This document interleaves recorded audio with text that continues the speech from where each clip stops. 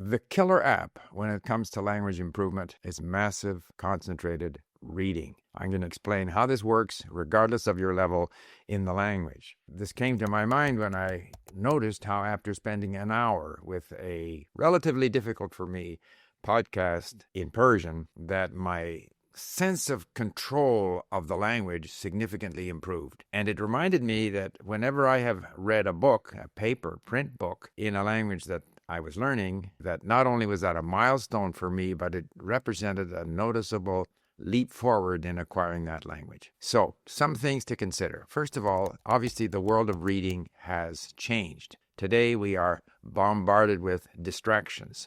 So we need to stay clear of these. We need to avoid the distractions. And I will explain some of the main distractions and how we avoid them. So first of all, during the hour that it took me to go through this 20-minute Persian language podcast in sentence mode at Link, I made sure that I didn't check my email, and I didn't go to Twitter, and I didn't go anywhere else. Concentrated, massive involvement in reading, predominantly reading, and some listening at Link to this Persian podcast. I felt I made a big improvement. And also, as you can see, historically, when I've reached a certain level in a language, not necessarily a level where I can fully understand a book, but where I feel comfortable attempting to read a book, print book, I have done so, and I've always felt it has propelled my learning forward. Reading, to me, is kind of like the central digestive system for acquiring the words and phrases of a new language. It's a natural process. Therefore, amongst the distractions we need to avoid are the distractions presented by well-meaning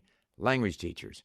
Pre-reading activities, training ourselves to infer meaning, analyzing what the writer meant, summarizing what was said, or comprehension questions. All of these things detract from the enjoyment of reading. We need to avoid the comprehension trap.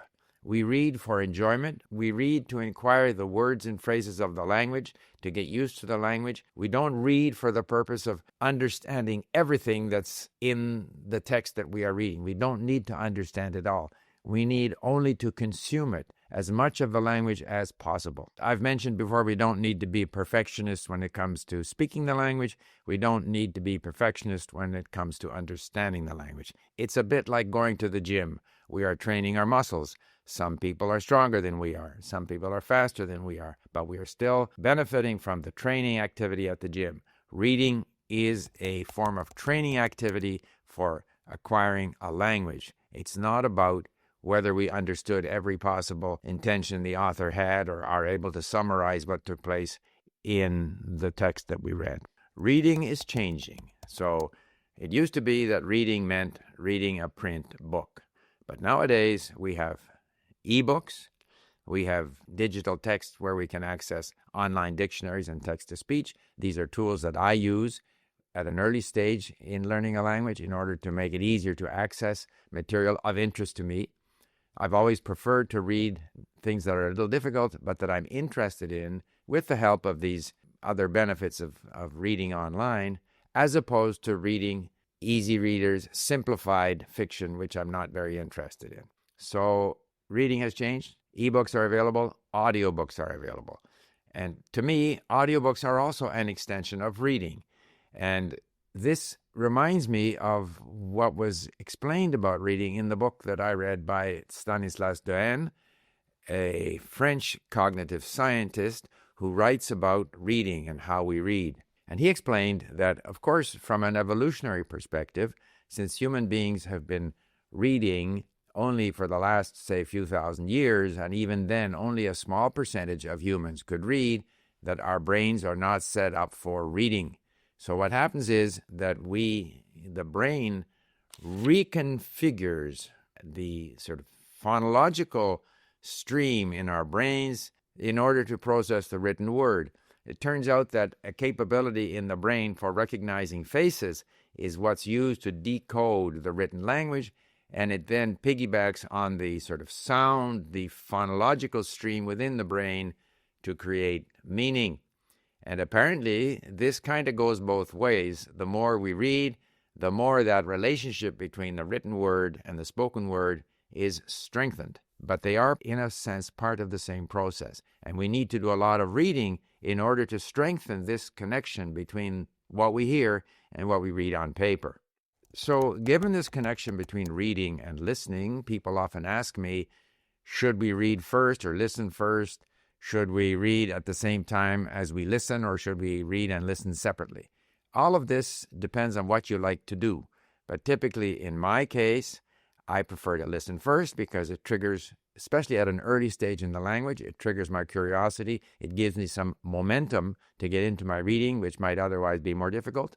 I also read and listen at the same time, again, at an early stage in the language, in sentence mode at link, because I'm dealing with a very small sort of volume of text, 6, 7, 8 words. However, once I've achieved a certain level in the language, or even after having reviewed a text in sentence mode, I then will listen separately, and I also read separately. In fact, I've often felt it would be great if I could take some of the material that I am listening to and working on at link, if I could somehow convert that into a handy little book using Lulu or some self-printing service to create little pocketbook-sized books that then I could read without the distraction of being in a digital environment.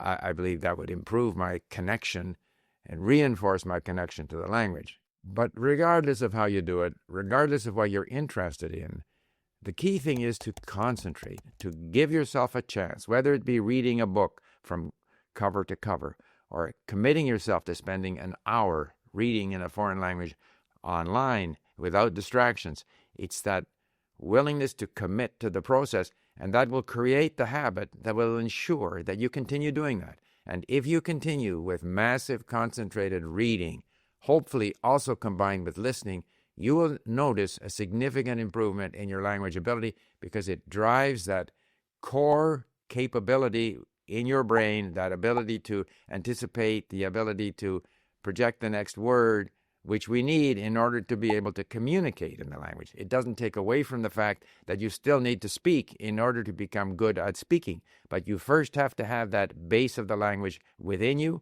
and that's where massive concentrated reading can be so important. Thank you for listening. Bye.